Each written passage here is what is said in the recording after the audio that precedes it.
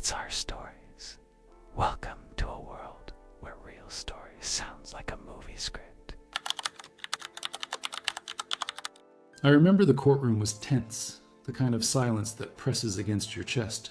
When the lawyer asked if my siblings and I had been treated differently by our parents, Emma, my older sister, spoke up first. Her voice cracked slightly, but her words cut through the room. She described how she had received the car, the family trips I was never included in, and how Mom and Jason constantly made me feel like a burden, while she was clearly the favorite. I sat there, my stomach twisting as she admitted that they mistreated me because I resembled my father, whom Mom had never liked. Emma's tears fell freely, but I could feel Mom's gaze piercing across the courtroom, an icy, calculating stare that would have made anyone crumble. But Emma didn't stop. She regretted not calling an ambulance that day and confessed she had been paralyzed by fear and habit, by the skewed dynamics of our family. Mom's lawyer tried to diminish Emma's testimony, painting her as a dramatic teenager seeking attention. But the court didn't seem convinced. Dr. Carter was next, a calm man in his 40s who carried with him my medical files like evidence in a war. He laid out the emergency room scenario in stark detail. Critical sepsis from a burst appendix, extreme dehydration, dangerously high temperature, and plummeting blood pressure. Another 25 minutes, he said, and she would not have survived. He detailed my emergency operation and the 2-day coma that followed. My stomach churned remembering those hours, the blinding pain, the helplessness, and the constant ticking of the clock. The lawyer emphasized the negligence, explaining that my appendix had ruptured at least 2.5 hours before I reached the hospital. Dr. Carter's words were blunt. Pausing to grab a phone charger during a child's medical emergency was nothing short of irresponsible. Mom's counsel tried to argue ignorance, but Dr. Carter refuted it. I had been vomiting, sweating, gray as a shadow, and in excruciating pain. Any reasonable adult, he said, would have gone straight to the hospital. The judge's gaze was sharp as she asked if the delay could have been justified medically. Absolutely not, Dr. Carter replied. I clenched my fists under the table, feeling both anger and relief that someone was finally stating what was so painfully obvious. Angela, a family therapist who had monitored my recovery, presented her findings next, a thick stack of documents in hand. She described how hospital staff had noticed the discrepancies in my parents' accounts, claims of daily visits when they came only twice, lies about running errands, and the fear I felt even coming home from the hospital. She contrasted Mom's care with my father's, highlighting how Michael had followed every physician's order to the letter.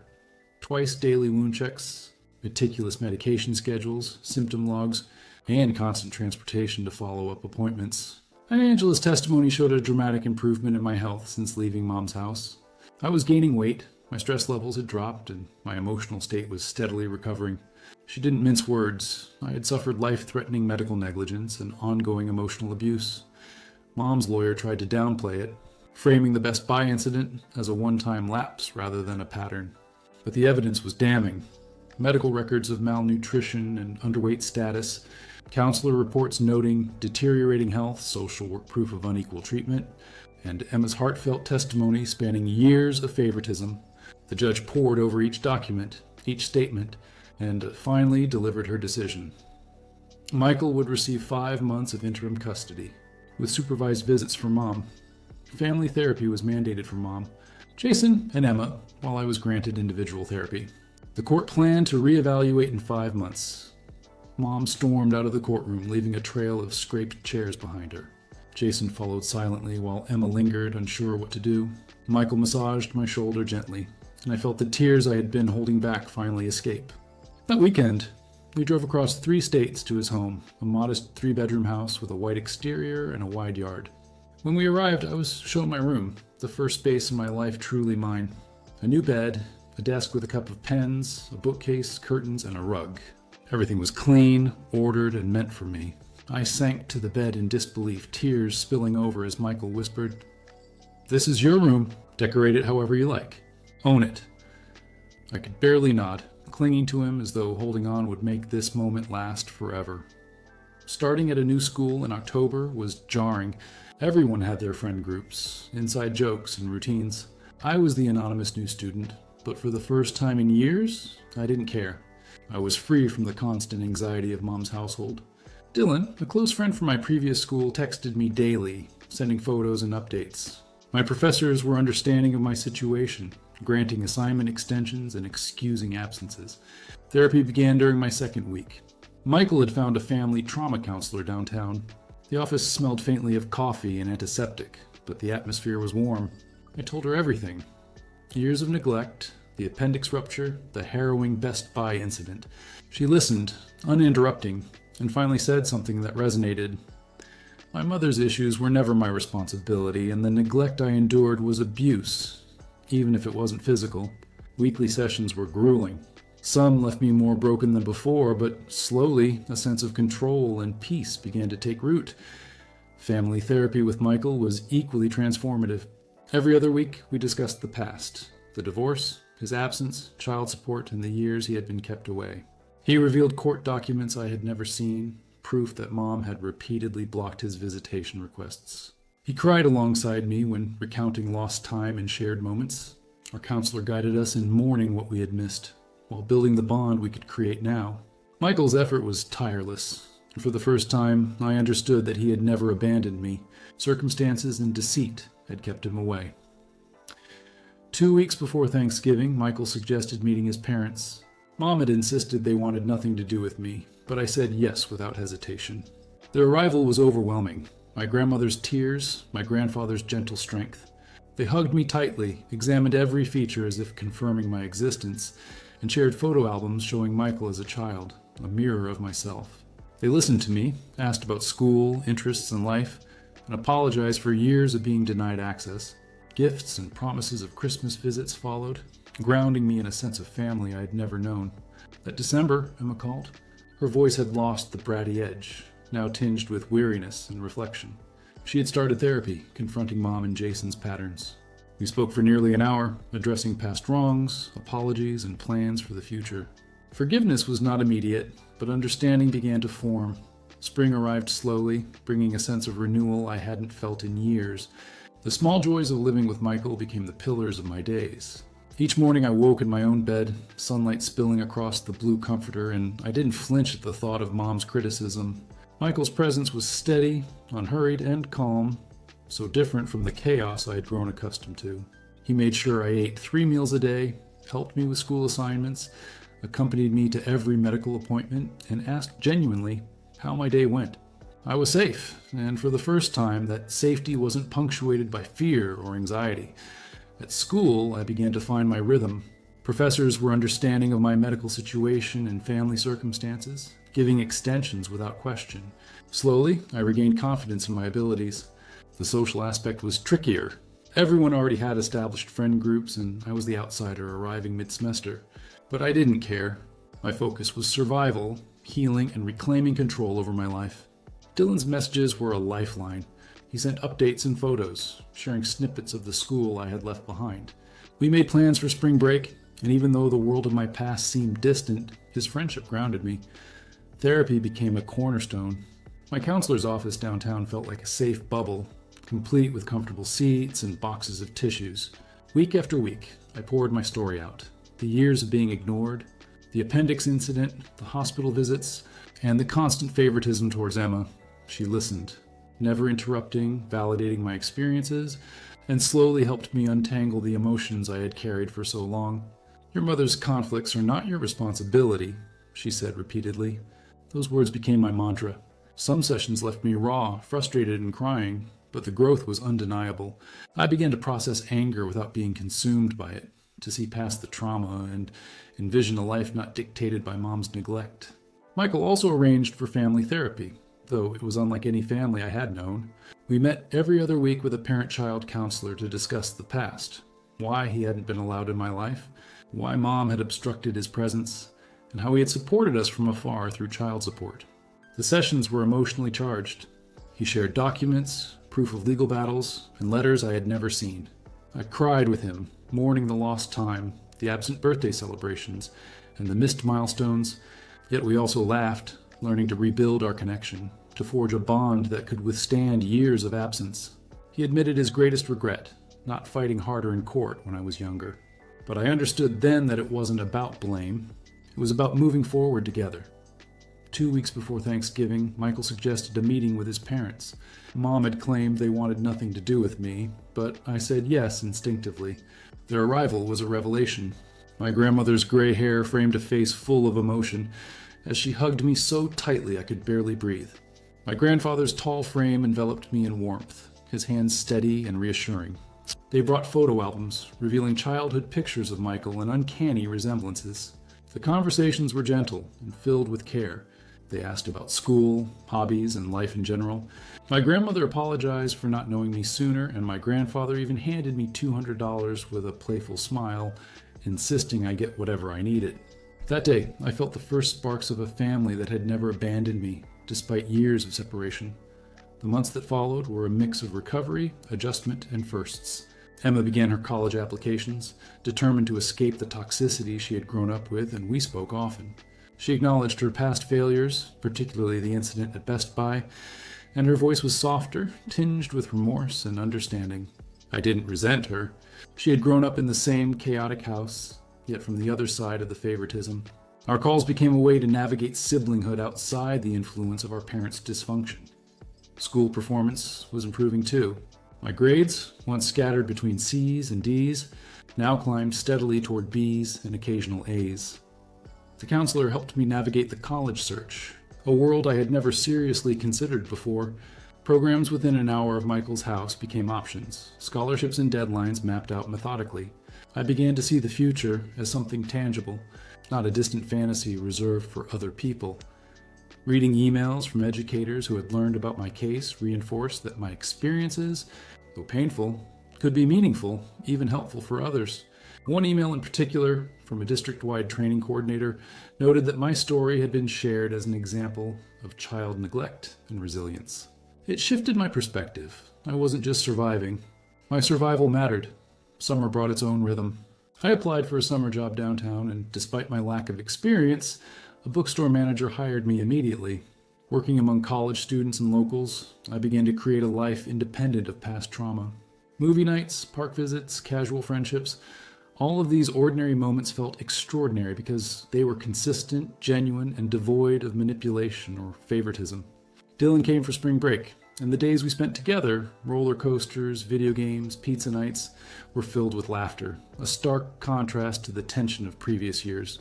Watching him notice the changes in me, how I laughed freely and seemed less anxious, reinforced the reality that I was finally thriving. Therapy sessions continued, but I could see progress. My counselor noticed that my guard was down, that I no longer braced for trauma in every encounter. Emotional outbursts were fewer. Moments of calm and reflection were more frequent.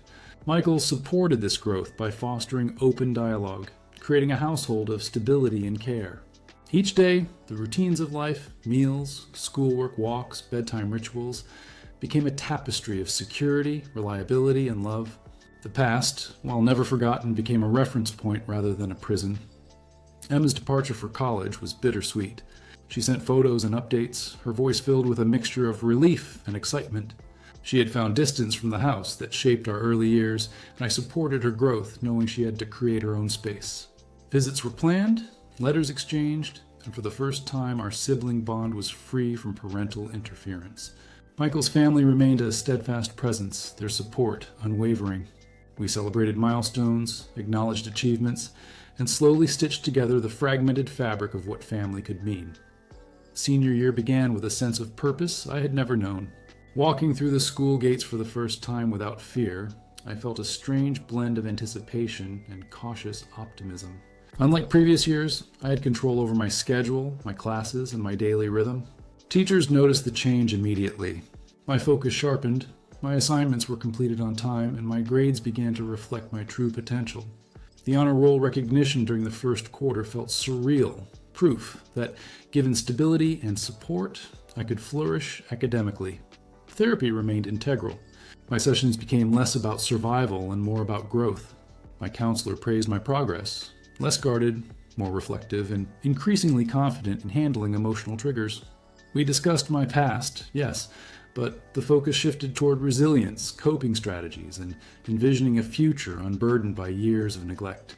I began to trust that I could make decisions for myself, that my voice mattered, and that I could advocate for my own well-being without fear of punishment or rejection.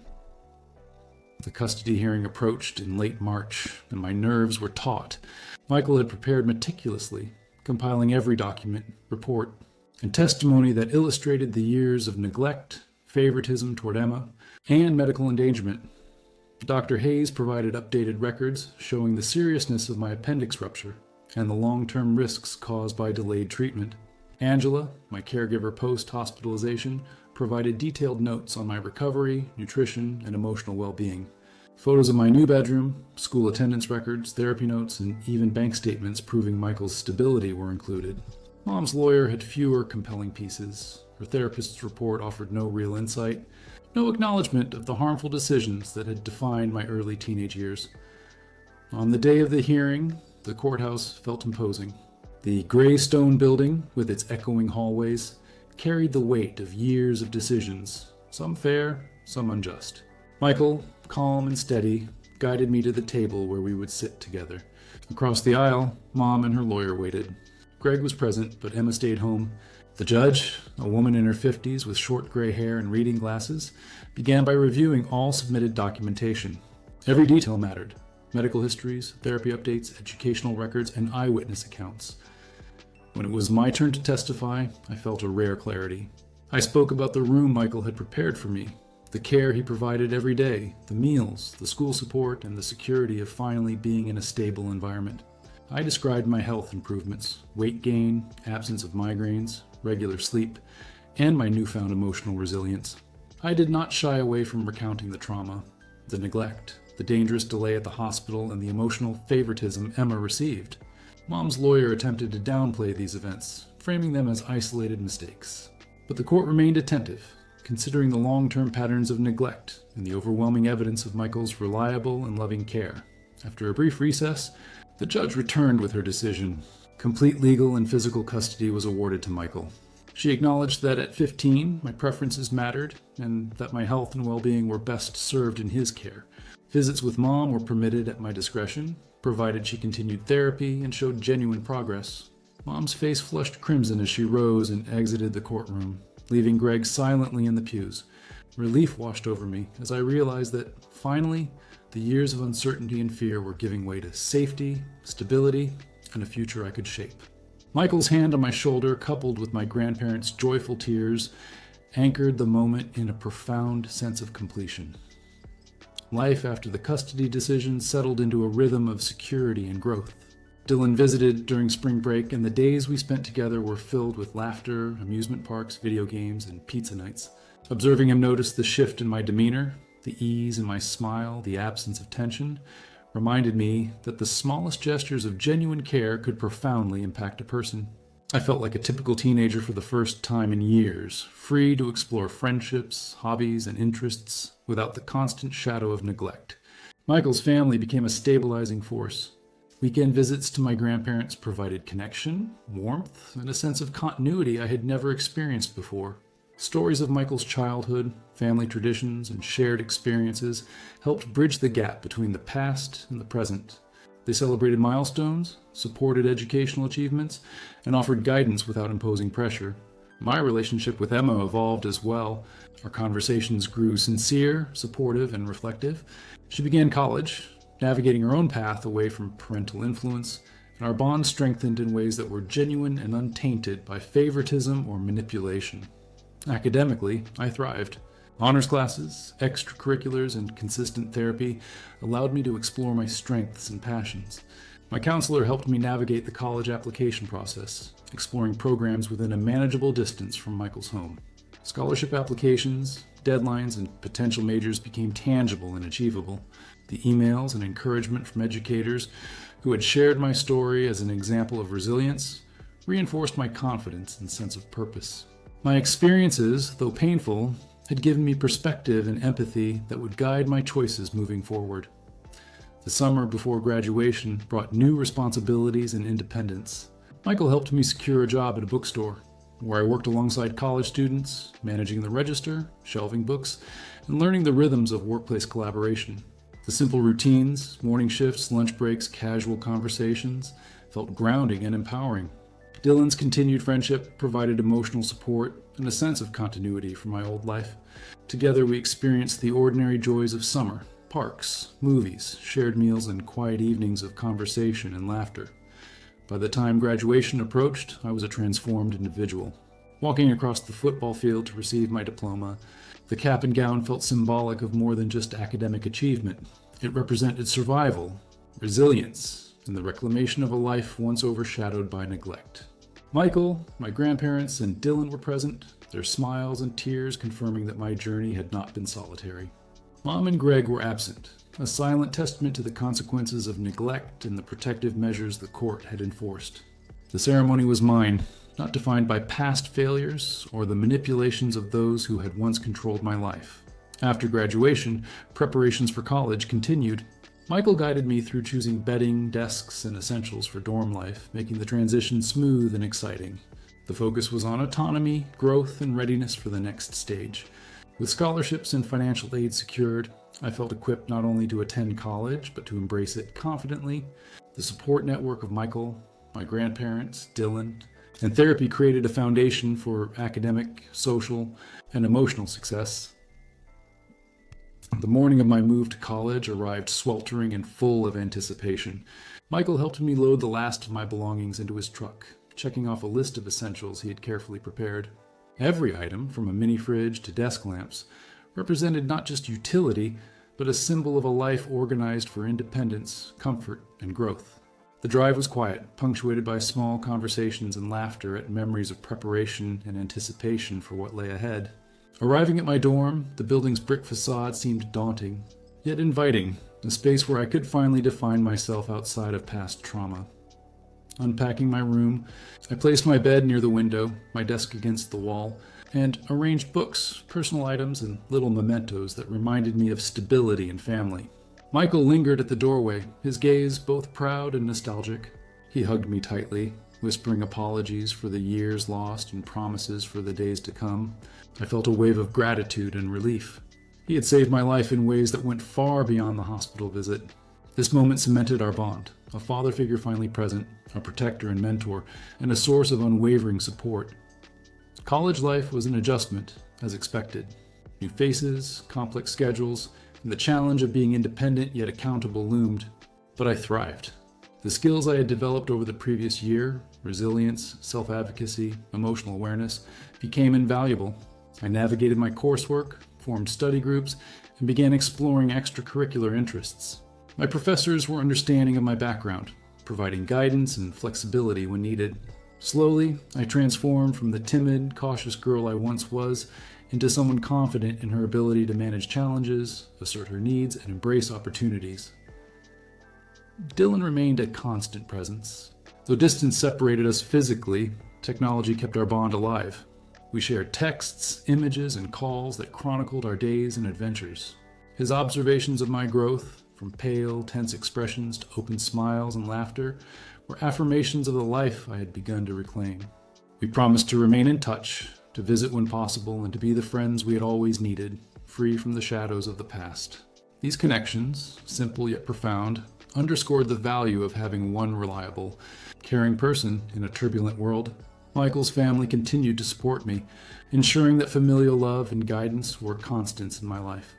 Weekend visits with my grandparents offered lessons, stories, and shared experiences that deepened my understanding of family beyond the confines of neglect and favoritism.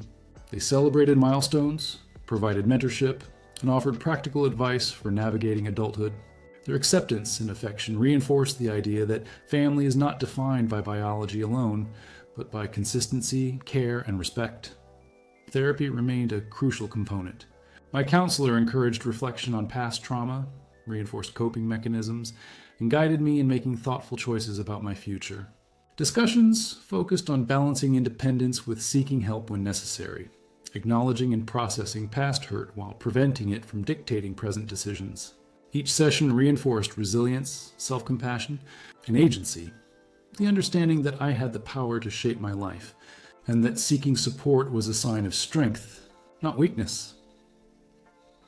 Graduation, both from high school and into adulthood, was a poignant marker of this transformation. Standing on the field, receiving my diploma, surrounded by those who had fought for my well-being, I recognized that survival was only the first step. Thriving required courage, vulnerability, and the willingness to embrace support. Michael's pride, Dylan's encouragement, and my grandparents' joy became symbols of the life I had fought to reclaim. The absence of Mom and Greg highlighted the consequences of neglect and the protective measures the court had enforced. This was my moment, untainted and entirely mine to claim. As college unfolded, I explored academic interests with curiosity and enthusiasm.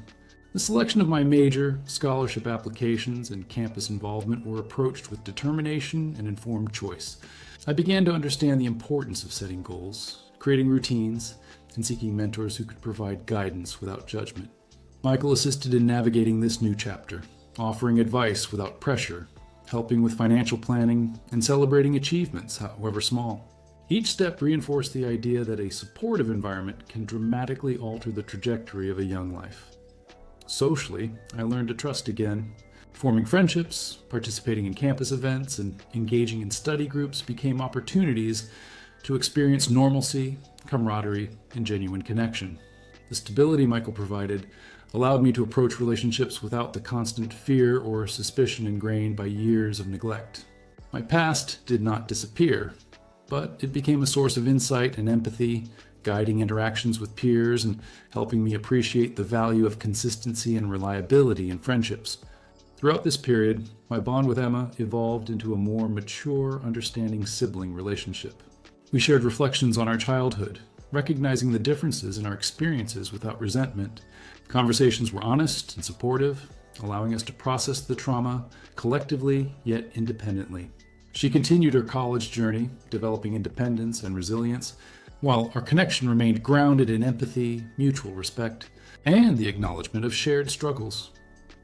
Michael remained a central figure, not as a replacement for lost years, but as a constant presence providing mentorship, care, and guidance.